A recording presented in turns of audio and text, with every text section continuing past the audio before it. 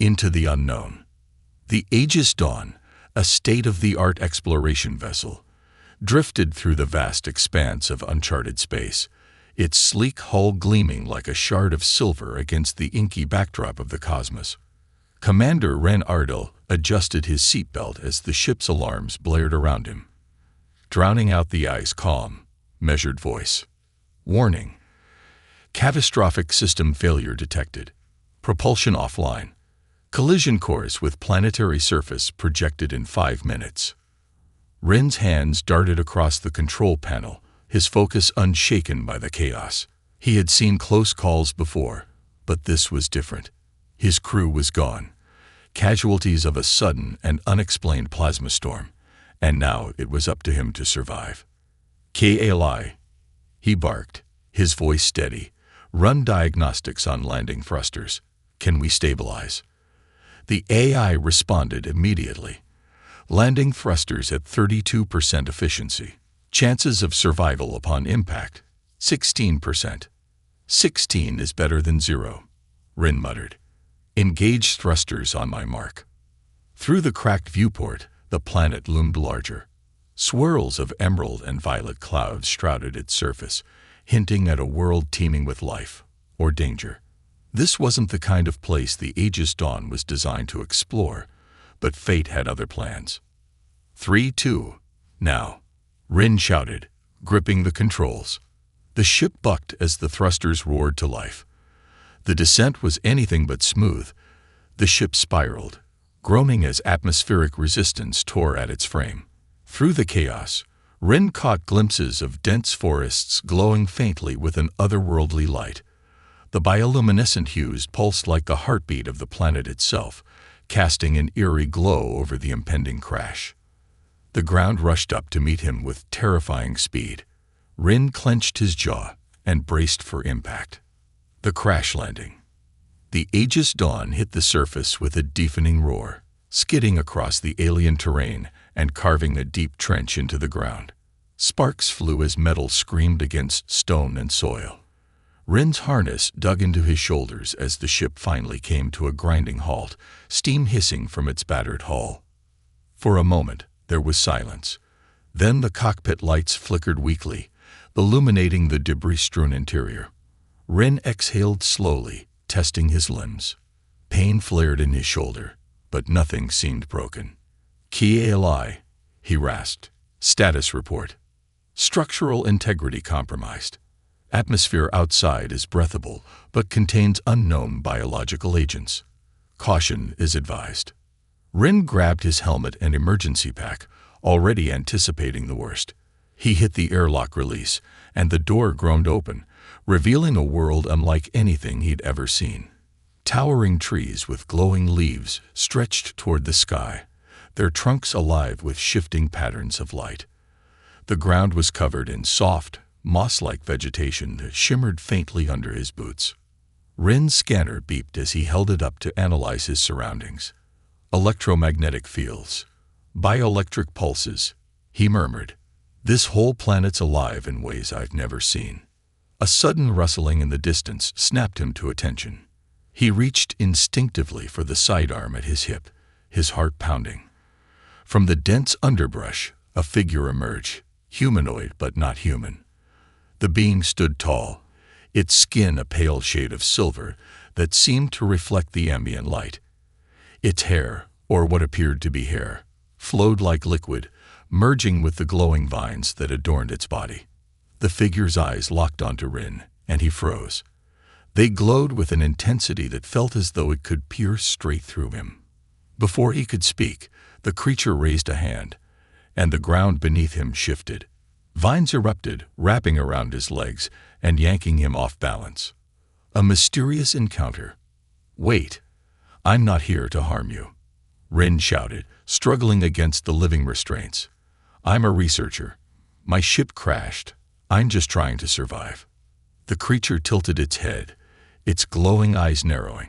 Its voice, when it spoke, was both melodic and stern, carrying an air of authority. You are an intruder, a destroyer. Ren shook his head, keeping his tone calm despite the panic rising in his chest. No, "You've got it wrong. I'm not here to destroy anything.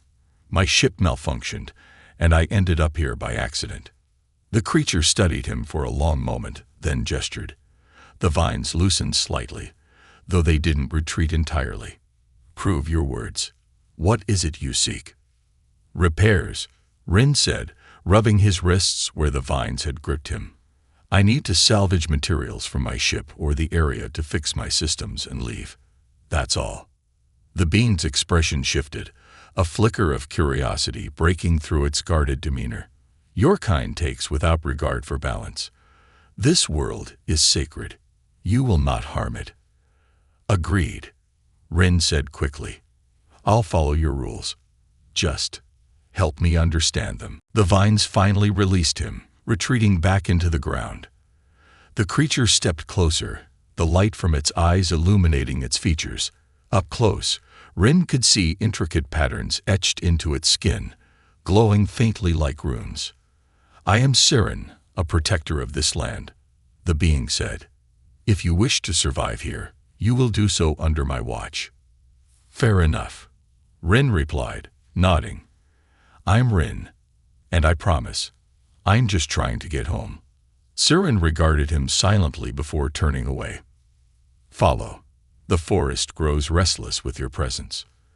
As they moved through the bioluminescent underbrush, Rin couldn't help but feel a mix of awe and unease. This world was beautiful, yes, but it was also alive in ways that felt almost predatory. And the creature guiding him, Siren, seemed to embody that duality. Whatever challenges lay ahead, Rin knew one thing for certain: this planet was far more than it seemed, and his survival would depend on understanding it. And the mysterious protector who had chosen to spare his life. The forest's hunger. The bioluminescent forest around Rin pulsed with an eerie rhythm as he followed Siren deeper into its depths. Each step seemed to disturb the ground beneath him, sending ripples of glowing light outward like waves in a pond. The trees, massive and ancient, loomed overhead with branches that intertwined like veins. The air was thick with an almost electric energy, and Rin could feel the subtle hum vibrating through his body. "Stay close," Siren commanded, glancing back at him. "The forest does not take kindly to outsiders, and nightfall is near." Rin quickened his pace to match Siren's fluid movements. Despite his best efforts, his boots felt clumsy against the soft, shifting terrain. The thought of what might emerge from the underbrush kept him on edge. "What happens at night?" he asked, trying to keep his voice steady. "The forest awakens fully," Siren replied without breaking stride. "Its hunger grows. The trees will seek energy, and you burn brighter than anything they have encountered." "Burn brighter," Rin muttered to himself, glancing nervously at the glowing vines that seemed to reach for him as he passed. Siren stopped abruptly, holding up a hand. "Quiet," they whispered. The silence was oppressive, broken only by the faint rustle of leaves and the distant crackle of energy. Rin's hand instinctively hovered near his sidearm as he scanned the surroundings. Then he saw it, a shadow, darker than the forest around it, moving between the trees. It was large, almost predatory, and its movements were unnervingly silent. "What is that?" Rin whispered, his pulse quickening. "A predator," Siren said, their glowing eyes narrowing. "It hunts energy as the forest does, but it is far less discerning. Do not move." A close call. The shadow crept closer, its form becoming clearer. It was unlike anything Rin had ever seen, an amalgamation of organic and mechanical parts, with limbs that glowed faintly like molten metal. Its eyes were hollow, pulsating with an unnatural light. It moved with a strange, jerky fluidity, as if something alien powered its every motion. Rin stood frozen, his breath shallow. The creature's gaze locked onto him, and for a terrifying moment, he felt its focus pierced through him like a beam of raw energy. "Do not engage," Siren warned in a low voice. "It senses movement. Let it pass." The creature's head tilted, its hollow eyes scanning the area. Rin's muscles ached with the effort of staying still, and a bead of sweat rolled down his temple.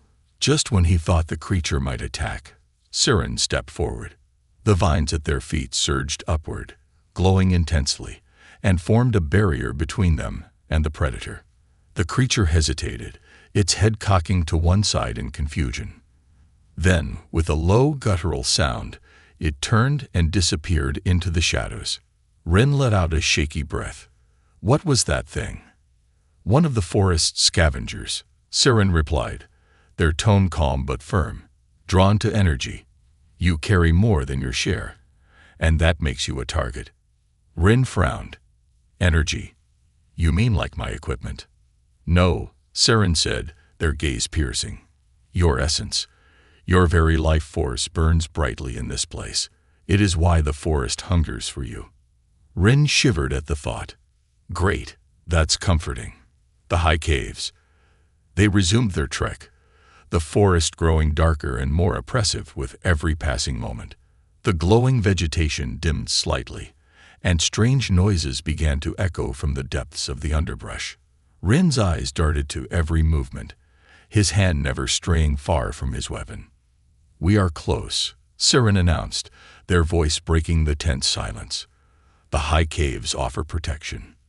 The forest cannot touch you there. As they ascended a rocky incline, the terrain changed. The glowing vegetation thinned, replaced by jagged stone formations that shimmered faintly in the twilight. The air felt cooler, and the hum of the forest began to fade. Finally, they'd reached the entrance to the caves, a massive opening carved into the side of a towering cliff. Inside, faintly glowing crystals lined the walls, casting a soft light that illuminated the cavern. Siren motioned for Rin to enter. This place is sacred, Siren said. The energy here is older than the forest. It will shield you, but do not take from it. To do so would be a grave offense. Rin nodded, stepping cautiously into the cave. The air inside was still, almost reverent, and he felt a strange sense of calm wash over him. The crystals pulsed gently, their light sensing with his heartbeat. This is incredible, he said, running his scanner over the crystals. The readings were unlike anything he'd ever seen, a mix of organic and mineral properties, pulsating with a stable energy signature. These crystals could power a ship for decades. Siren's expression darkened. Do not let your greed consume you, human. This place is not yours to exploit. Rin raised his hands defensively. I wasn't planning on taking anything. I'm just amazed. Siren's gaze softened slightly, though their posture remained guarded. Rest here. The journey ahead will be long. A plan for survival. As Rin settled into the cave, he couldn't help but think about the predator in the forest and the strange energy dynamics of the planet. His ship was still miles away, vulnerable to the forest's whims, and his only chance of survival was to find the materials he needed to repair it. Siren, he said cautiously, you mentioned the forest wouldn't touch this place. Why? Siren sat cross-legged near a cluster of crystals, their vines unwinding slowly from their body. The energy here is pure, untainted by the hunger of the forest. It is older, stronger, and the forest fears it. Could it help me repair my ship? Rin asked, his mind racing with possibilities. No, Siren said firmly. The energy here is not for you to wield. But there may be another way. Rin leaned forward, intrigued. I'm listening. Siren's glowing eyes met his, their expression unreadable. Far to the north, where the forest thins, lies the remains of another vessel like yours. It crashed cycles ago during a great storm. The wreckage is considered cursed ground, but it may hold what you need. Rin's heart quickened. Another ship. The possibility of finding parts, or even survivors, was tantalizing. How far is it? 3 days' journey, Siren replied. Through dangerous terrain. The forest will not make it easy for you. Nothing about this place has been easy, Rin muttered. But if it's my only shot, I'll take it. Siren stood, their silhouette framed by the glowing crystals. Rest now. We leave at first light. And remember, Your survival depends on more than your technology. In this place, balance is everything. As Rin lay back against the cool stone, staring at the softly glowing crystals above, he couldn't shake the feeling that this journey was about more than repairing his ship. The forest, the energy, Siren, everything about this planet felt interconnected, alive in ways he couldn't yet comprehend. And if he was going to survive, he'd have to learn its secrets fast. Whispers in the night. The glow of the cave crystals dimmed and brightened in a slow, rhythmic pulse, filling the cavern with an eerie sense of life.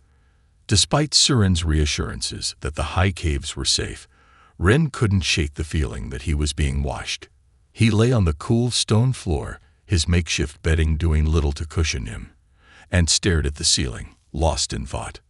The silence was deafening, broken only by the occasional distant rumble of the forest far below.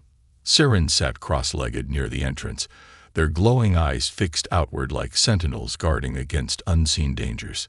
"You should rest," they said without turning to look at him. Their voice was calm, but there was an edge to it, a subtle tension that hinted at their own unease. "I'm trying," Rin muttered, sitting up. He rubbed his temples, his exhaustion battling with the adrenaline coursing through his veins. "But it's hard to sleep knowing this planet is practically alive and wants to eat me." Siren tilted their head slightly, the faintest hint of a smirk crossing their otherwise stoic face. "You learn quickly." Rin chuckled dryly. "Yeah, well, self-preservation is a great motivator." He hesitated, then added, "You seem on edge. I thought this place was safe." "It is," Siren replied, though their gaze remained fixed on the dark horizon. "But the forest is unpredictable. Even sacred ground can be tested by its hunger if provoked." Rin frowned and leaned back against the wall, the cold stone pressing into his spine. "You talk about the forest like it's a living thing." "It is," Siren said simply. "Its roots stretch across this world, feeding on energy and growing stronger with each cycle. It is alive in ways your kind cannot understand." Rin sighed, running a hand through his hair. "Well, I'd rather not be part of its diet. Let's just hope those crystals do their job." Siren didn't respond, and for a while, the silence between them was heavy. But then, faintly, Rin thought he heard something, a whisper, so soft it was almost imperceptible. He sat up straighter, straining to listen. The voice in the dark. At first, Rin thought the sound was a trick of his imagination. But as the moments stretched on, the whispers grew louder, more distinct. They weren't words, not exactly, but a series of melodic tones that seemed to vibrate in the air around him. "Do you hear that?" he asked, his voice barely above a whisper. Siren's head snapped toward him, their glowing eyes narrowing. "Hear what?" "That sound, like someone whispering," Rin said, pointing toward the darker recesses of the cave. Siren's expression darkened, and they rose to their feet in a single fluid motion. "Stay here." "Wait, what is it?" Rin asked, grabbing his sidearm and rising to follow. Siren turned sharply. "I said stay. The forest is testing the boundaries. Do not interfere." Before Rin could argue, Siren vanished into the shadows, their movements so silent that it was as if the darkness had swallowed them whole. Rin stood frozen for a moment, the hairs on the back of his neck standing on end. The whispers were louder now, and they seemed to echo from every direction, wrapping around him like a tangible force. Ignoring Siren's command, Rin activated his wrist scanner and followed the sound deeper into the cave. The device's readings were erratic, spiking wildly as he ventured further into the crystalline tunnels. The energy levels were off the charts, but there was something else, something the scanner couldn't identify. "Great," he muttered under his breath, probably walking straight into another death trap. The whispers grew clearer as he approached a large chamber deep within the cave. The crystals here were different, larger, more intricate, and glowing with a vibrant blue light that seemed to pulse in time with the sound. In the center of the chamber stood a pedestal carved from the same crystalline material, and atop it floated a sphere of pure, liquid-like energy. Rin's breath caught in his throat. The sphere was mesmerizing, its surface shifting and swirling like a living entity. His scanner beeped frantically, warning of dangerously high energy levels. "What the hell is this?" he murmured, stepping closer. "The sphere's secrets." As Rin approached the pedestal, the whispers intensified, shifting from melodic tones to fragmented phrases. He couldn't understand the words, but they resonated in his mind, stirring emotions he couldn't explain: curiosity, awe, and an inexplicable sense of longing. "Rin," the voice echoed, clear and unmistakable. He froze, his blood running cold. "Who's there?" No one answered, but the sphere's glow intensified, bathing the chamber in an otherworldly light. Against his better judgment, Rin reached out toward the sphere, his hand trembling. The air around it was warm, almost inviting, and he could feel the energy radiating from it like a heartbeat. Before he could make contact, a sharp voice cut through the whispers. "Stop." Rin spun around to see Siren standing in the entrance to the chamber, their eyes blazing with anger.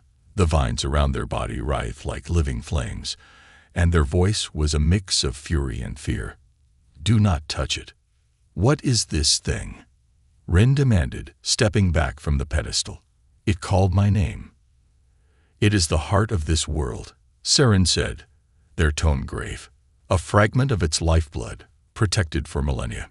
If you disturb it, the forest will awaken in ways you cannot imagine." Rin held up his hands defensively. "I wasn't going to do anything. I don't know.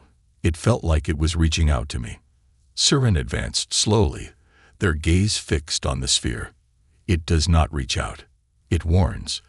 You have already drawn too much attention to yourself, human. We must leave this place before it is too late." The forest strikes back.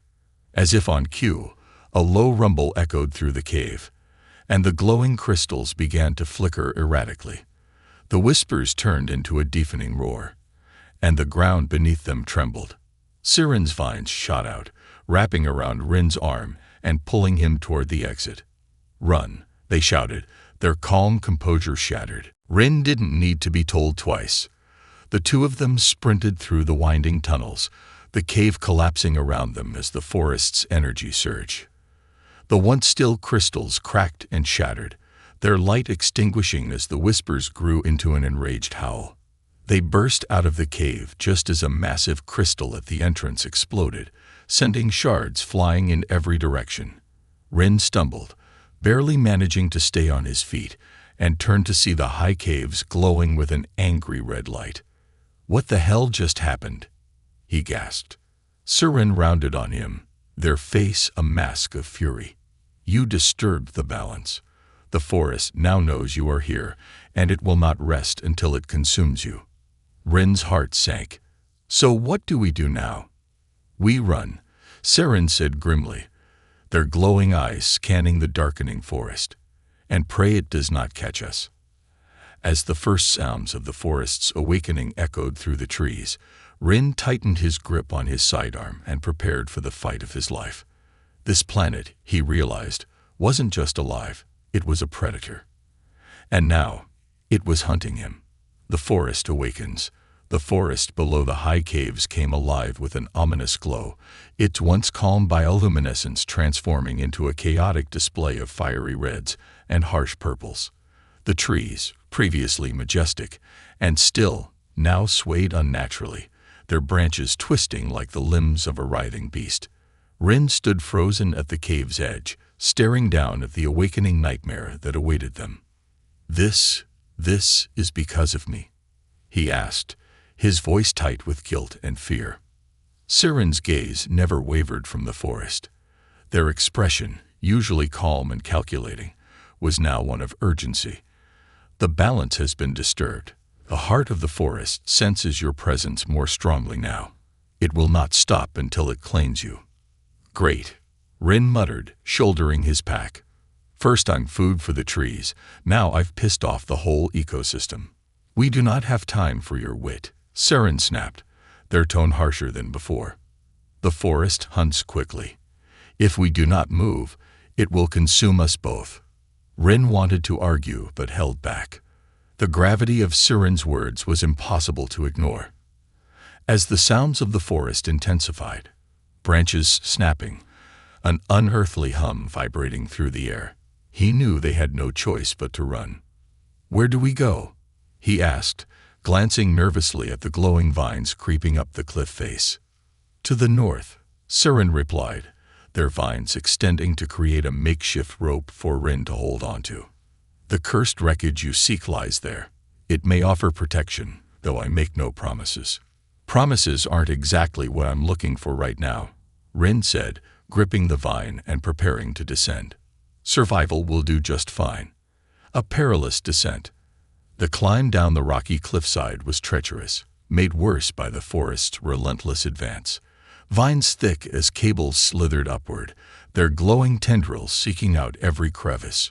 Siren moved with a fluid grace, their feet barely touching the rocks as they descended. Rin, however, struggled to keep pace, his hands slipping on the damp, moss-covered stone. "Keep moving," Siren called over their shoulder, their tone sharp. "The forest will not wait for you." "Yeah, I noticed." Rin shot back, nearly losing his grip as a vine snapped too close to his foot. He kicked it away and redoubled his efforts, adrenaline fueling his descent. As they neared the forest floor, the glowing underbrush seemed to shift, forming a pulsating carpet of light. Rin landed heavily, his boots sinking into the spongy moss. He barely had time to catch his breath before Siren grabbed his arm and pulled him forward. "Do not stop," they said. "The ground here feeds on hesitation." Rin didn't question it. The moss beneath his feet felt alive, squirming slightly with every step. He followed Siren into the dense forest, the glowing canopy above casting strange, flickering shadows. The air was thick, almost suffocating, and every sound, the crack of a branch, the rustle of leaves, seemed amplified. The forest fights back. As they moved deeper into the forest, it became clear that the terrain itself was working against them. The vines grew thicker, their movements more aggressive. Trees bent unnaturally, their branches clawing at the air, as if trying to ensnare the intruders. Rin ducked under a low-hanging branch, narrowly avoiding a set of thorn-like protrusions that shot out toward him. "This place is insane," he yelled, his voice tinged with panic. "How does anyone survive here?" "Few do," Siren replied, their tone grim. "This is no place for your kind. The forest tolerates only those who respect its balance." "And I'm guessing crashing a starship doesn't qualify as respect." Siren didn't answer, their focus entirely on the path ahead. The glowing plants seemed to react to their presence, parting just enough to allow them through before closing again like a trap waiting to spring. A sudden roar erupted behind them, low and guttural, shaking the ground beneath their feet. Rin turned, his heart pounding, and saw a massive shadow emerging from the trees. It was the predator from before, its hollow eyes glowing brighter, its body now surrounded by a haze of energy. "It's back," Rin said, pulling his sidearm. "And it looks pissed." "Do not engage," Siren ordered, their vines whipping out to form a barrier between them and the creature. "You cannot kill what is already bound to the forest." "Then what do you suggest?" Rin demanded, backing away as the predator advanced. "Run. A desperate escape." They bolted through the forest, the predator in pursuit. Rin could hear its heavy mechanical steps behind them, each one reverberating through the ground like a drumbeat. The trees seemed to shift and move, closing off paths and forcing them to weave through the labyrinthine terrain. Rin's lungs burned as he struggled to keep up with Siren, who moved effortlessly, their vines lashing out to clear obstacles. His sidearm felt useless in his hand, but he kept it ready, just in case. The predator roared again, and Rin risked a glance back. It was closer now, its form glowing with an intense, almost blinding light. Energy crackled around its limbs, and the ground beneath it scorched with each step. "We're not going to outrun that thing," Rin shouted. It's too fast." "Then we must outsmart it," Siren replied, their voice steady despite the chaos. They suddenly veered left, leading Rin toward a cluster of massive, glowing trees. The roots formed a natural maze, their shapes twisting and overlapping in intricate patterns. "In here," Siren said, motioning for Rin to follow. "The predator's size will work against it." They slipped between the roots, ducking and weaving through the tight spaces. The predator hesitated at the edge, its massive form struggling to navigate the confined area. For a moment, Rin allowed himself to hope they might actually escape. But then the predator roared, and the trees around them began to shift, their roots twisting and breaking apart as if responding to the creature's command. "Of course," Rin muttered, gripping his sidearm tightly. "The forest is on its side." An unexpected ally. Just as the predator closed in, the air around them changed. A low hum filled the space, growing louder until it became a deafening vibration. The glowing roots suddenly surged with energy, their light intensifying to blinding levels. The predator froze, its movements jerky and hesitant. Then, with a final roar, it retreated, disappearing into the shadows. "What just happened?" Rin asked, shielding his eyes from the light. Siren's expression was unreadable as they looked around. "The forest has chosen to spare you. For now. But its mercy is fleeting. We must keep moving." "Spared me?" Rin echoed, his mind racing. "Why? What does it want from me?" Siren didn't answer. Instead, they turned and began walking again, their movements slower now, as if weighed down by unseen thoughts. Rin followed, his mind buzzing with questions. The forest had shown its power, and it had spared him. But why? As they pressed on toward the cursed wreckage, Rin couldn't help but feel that he was no longer just a trespasser in this world. He was a part of its story now, and whatever role the forest had chosen for him, it wasn't finished yet. The cursed wreckage. The journey northward was grueling.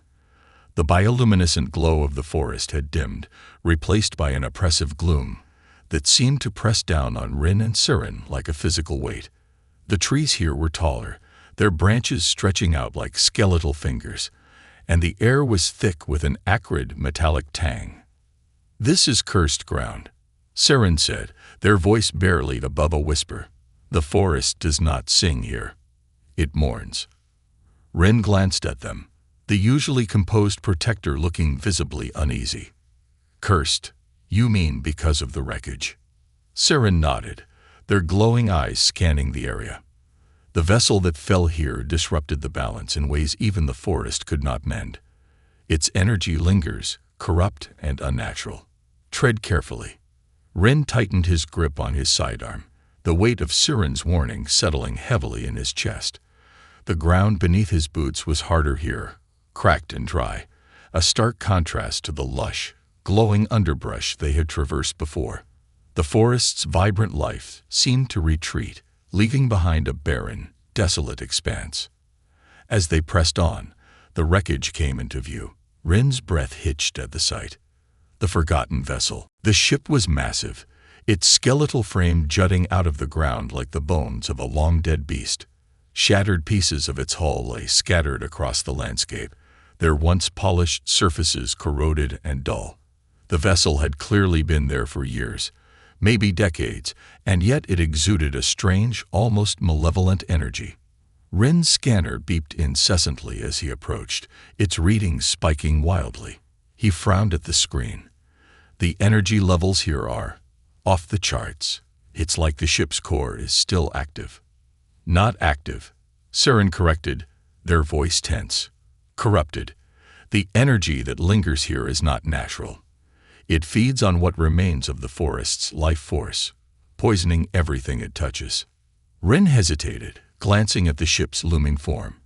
"And you're okay with me salvaging parts from this thing?" Siren's gaze was unreadable. "The forest considers this place lost. Whatever you take will not worsen what is already broken." "Comforting," Rin muttered. He adjusted his pack and stepped closer to the wreckage, the air around it growing colder with every step. The silence was deafening, broken only by the faint hum of energy emanating from the ship's core. Exploring the ruins. Inside the ship, the atmosphere was even more oppressive. The corridors were dimly lit by the faint glow of emergency lights, their power source long since degraded. Ren moved cautiously, his scanner held out in front of him, its screen flickering with erratic readings. The interior was a graveyard of broken equipment and twisted metal. It was clear the crash had been catastrophic. Consoles were shattered, wires dangled like vines, and the walls were streaked with scorch marks. Yet despite the destruction, there were signs of something else, something alive. Ren paused at a large gash in the wall, his heart pounding. The edges of the metal were covered in a strange organic growth that pulsed faintly with light. He reached out to touch it but stopped short, his instincts screaming at him to keep his distance. "That doesn't look normal," he said, stepping back. "It is not," Saren replied, appearing silently at his side. Their expression was grim. "The corruption has taken root here. It twists what it touches, feeding off the energy left behind." Ren's stomach churned. "And this is supposed to be where I find parts to fix my ship." "You have little choice," Saren said, "but take only what you need. Disturb the corruption too much, and it will respond." "Respond? How?" Ren asked, but Saren didn't answer. Their silence was enough to make his skin crawl. The core's shadow. After an hour of careful exploration, Ren finally found what he was looking for, a functioning power regulator. It was partially embedded in the corrupted growth, but its casing appeared intact. He crouched down and began the delicate process of extracting it, his hand steady despite the tension in the air. As he worked, the ship seemed to groan around him, its metal frame shifting slightly. Ren froze, glancing around. "Did you hear that?" "The corruption stirs," Saren said, their voice low. "Finish quickly." Ren gritted his teeth and continued. The regulator came free with a final tug, and he held it up triumphantly. "Got it." But his relief was short-lived. The moment the regulator left its housing, the organic growth around it began to writhe, its glow intensifying. A deep guttural noise reverberated through the ship, sending chills down Ren's spine. "What did I just do?" he asked, scrambling to his feet. "You awakened it," Saren said, their vines unfurling defensively. "We must leave. Now. Escape from the wreckage." They sprinted through the twisted corridors, the ship groaning and shaking as if coming to life. The corrupted growth spread rapidly, covering the walls and ceiling with a pulsating network of light. Strange shapes moved within the tendrils, their forms indistinct but undeniably alive. Ren risked a glance over his shoulder and immediately wished he hadn't. Something massive was forming in the shadows, its glowing eyes fixed on him with predatory intent. "What is that?" he shouted, his voice echoing through the ship. "The heart of the corruption," Saren replied, their tone urgent. "It feeds on the ship's energy. And yours. Do not let it touch you." Ren's legs burned as he pushed himself to move faster. The exit was in sight, a faint sliver of light at the end of the corridor. He could feel the creature's presence closing in, its energy like a heatwave at his back. With a final burst of effort, they burst out of the ship and into the open air. Ren stumbled and fell to his knees, gasping for breath. Behind him, the wreckage shuddered, and the corrupted growth began to retreat, its tendrils writhing as if in frustration. A hard-won victory. Ren held up the power regulator, his hands trembling. This better be worth it." Saren stood nearby, their glowing eyes fixed on the wreckage. "You survived. That is worth more than you know." Ren laughed bitterly. "Yeah, but at what cost? That thing, whatever it was, it's not gone, is it?" "No," Saren admitted. "The corruption remains, but it is bound to this place. As long as you do not return, it will not follow."